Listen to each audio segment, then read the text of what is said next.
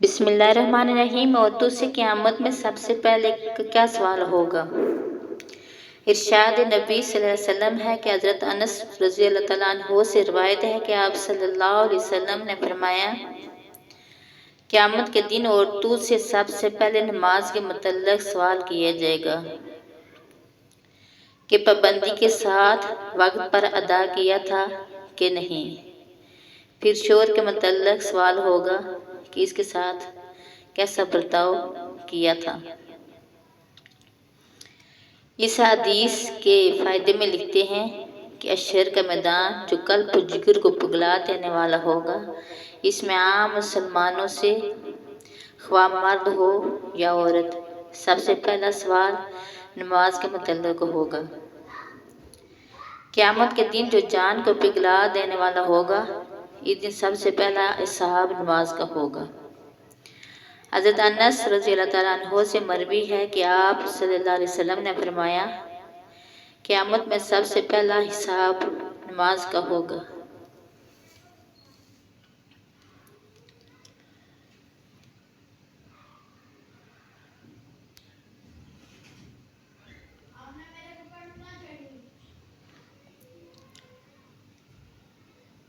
حضرت انس رضی اللہ تعالیٰ عنہ سے مروی ہے کہ آپ صلی اللہ علیہ وسلم نے فرمایا، قیامت میں سب سے پہلے نماز کا حساب ہوگا۔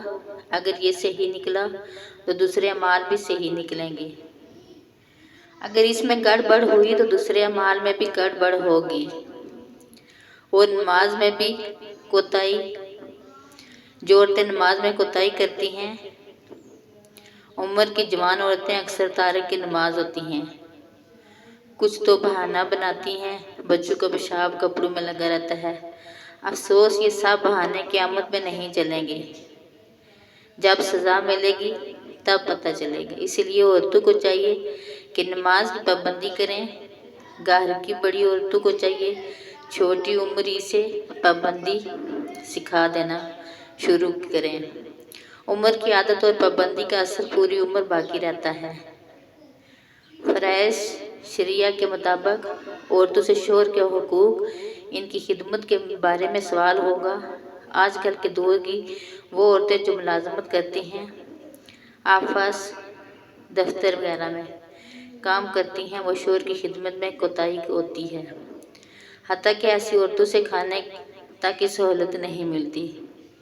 ایسی کوتاہی کل قیامت میں قابل گرفت ہوگی۔ اللہ پاک ہم سب کو اس حدیث کو سمجھنے کی اور عمل کرنے کی توفیق عطا فرمائے۔ آمین یا رب العالمین۔ صلو علی الحبیب صلی اللہ تعالیٰ علی محمد۔